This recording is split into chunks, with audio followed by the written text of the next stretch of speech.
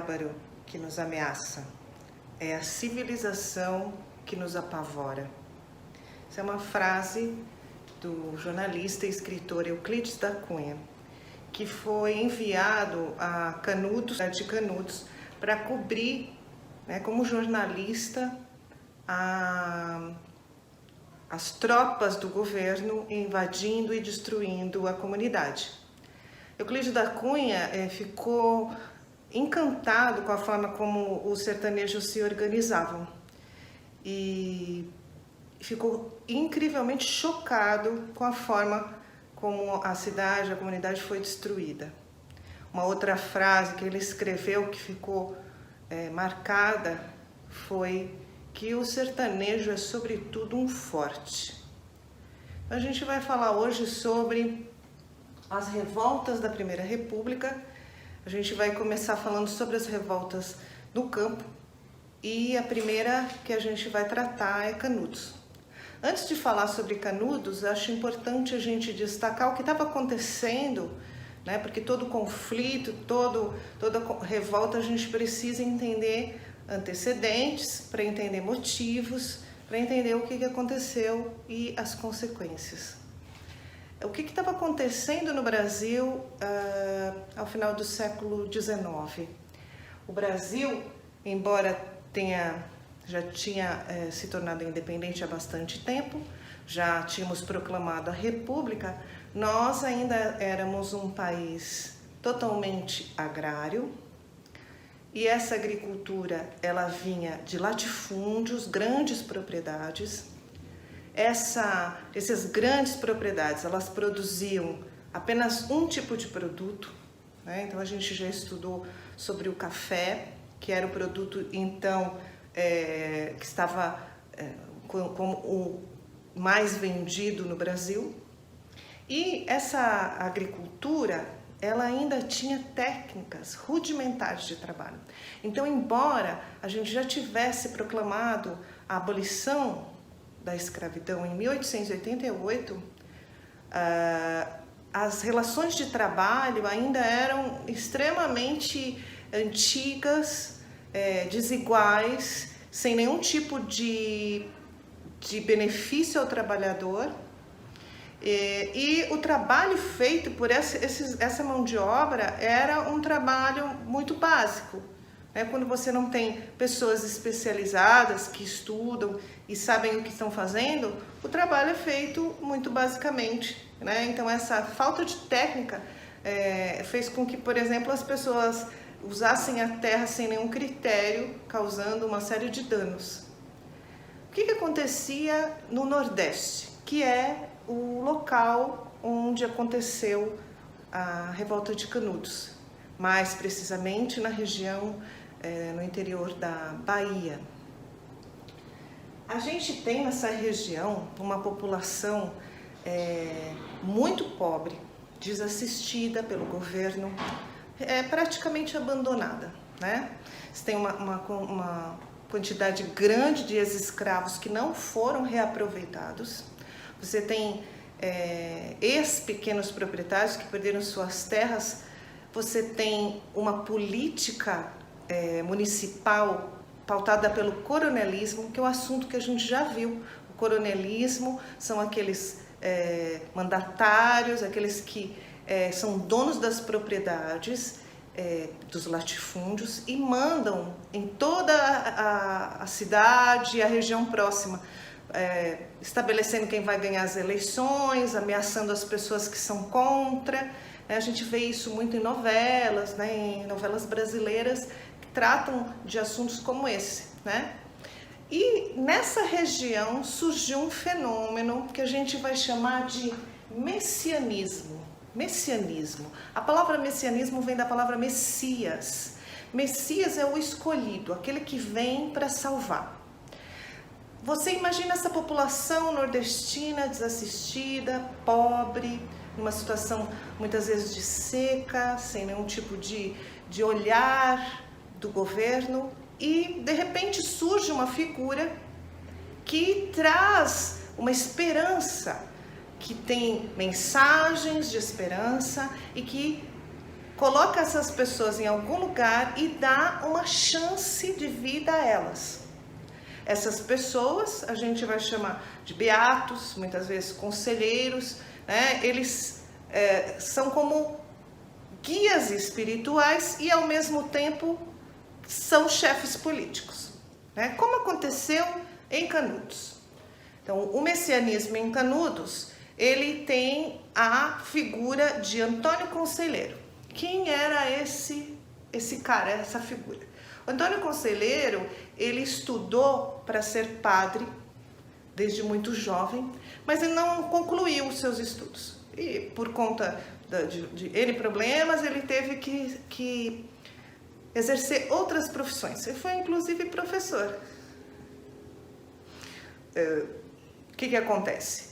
Ele então, depois de fazer várias coisas, de ter várias profissões, ele começou a andar pelas cidades do interior do Nordeste. Ele começou a andar pelas cidades do interior do Nordeste, falando mensagens religiosas. Então, ele andava pelo interior do Sergipe, de Pernambuco, da Bahia, próximo do ano 1871, falando essas mensagens, falando para as pessoas, fazendo profecias, inclusive, da volta de Jesus. Então, em princípio, a gente pode pensar que essas pessoas, que esses beatos, eram cristãos, eles seguiam o catolicismo. Só que eles começaram a adaptar essa ideia do catolicismo para a situação em que viviam essas pessoas mais pobres. Então, inclusive a Igreja Católica, ela não concordava com esse tipo de postura. Então, embora eles estivessem usando a Bíblia, rezando, cantando canções da igreja, a forma própria como ele usou essas ideias era considerada heresia, era considerada errado. A Igreja Católica não apoiava. O que acontece? O Antônio Conselheiro, a gente pode considerá-lo então um líder comunitário, que era ao mesmo tempo líder religioso e ao mesmo tempo líder político. Por quê? Porque ao mesmo tempo que ele fazia as missas, mesmo sem ser formado para ser padre, ele dava mensagens sobre o fim do mundo, sobre o que ia acontecer, sobre como Deus estava abençoando aquelas pessoas. Ao mesmo tempo, ele organizava construção de igrejas, ele organizava os trabalhos na agricultura, ou seja, ele tinha uma função política e religiosa. Essa comunidade ficou tão grande que chegou a atrair 30 mil sertanejos. A região onde eles estavam ficava próxima a um rio chamado Vaza Barris. Essa fazenda foi invadida, era uma fazenda que estava abandonada, chamada Canudos, né? O nome da fazenda era Canudos. Eles invadiram, organizaram, fizeram uma comunidade enorme, com todo tipo de coisa. Tinham, inclusive, relações comerciais com as comunidades próximas, vilas e cidades, vendendo e comprando produtos. Eles começaram a crescer tanto, a se desenvolver com uma visão que era diferente do que estava sendo colocado como ordem na República da época, que começou a incomodar muito as pessoas, as autoridades da época. Então, por que eles incomodavam? Incomodavam a Igreja Católica porque eram representantes dela sem terem autorização para sê-lo. Então, o Antônio Conselheiro fazia profecias sem ser um profeta, rezava missa sem ser um padre, né? Construía igrejas e a Igreja Católica nem sabia de onde surgiu isso. Então, ele adaptou para uma religião popular. Outra coisa que o Antônio Conselheiro fez foi falar sobre a Bíblia e defender os pobres. Uma coisa que à época era muito estranho, ninguém fazia isso. Então, falava que Jesus defendia os pobres, que Jesus amava os pobres, e a igreja da época não tinha esse tipo de postura. Então começou desagradando a igreja. Desagradou os coronéis que eram da região próxima. Por quê?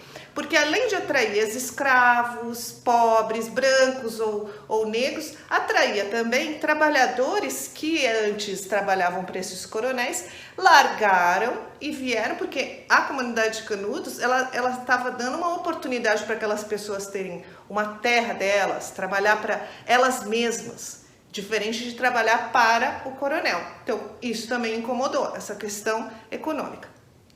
E, em dado momento, o Antônio Conselheiro começou a se incomodar e falar mal da República e defender a monarquia, né? Porque ele achava que o reino de Deus deveria ter o rei. E a situação em que as coisas estavam na República, para ele, eram ruins. Então, achou que podia defender a monarquia, que para eles a memória daquela monarquia era um tempo melhor, né?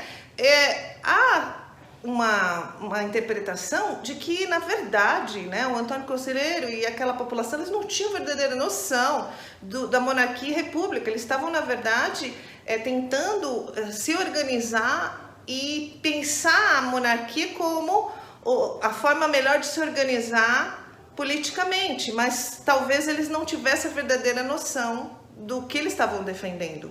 Mas isso incomodou ainda mais as autoridades. E por isso eles mandaram tropas para que Canudos fosse destruído, né? No ano de 1897.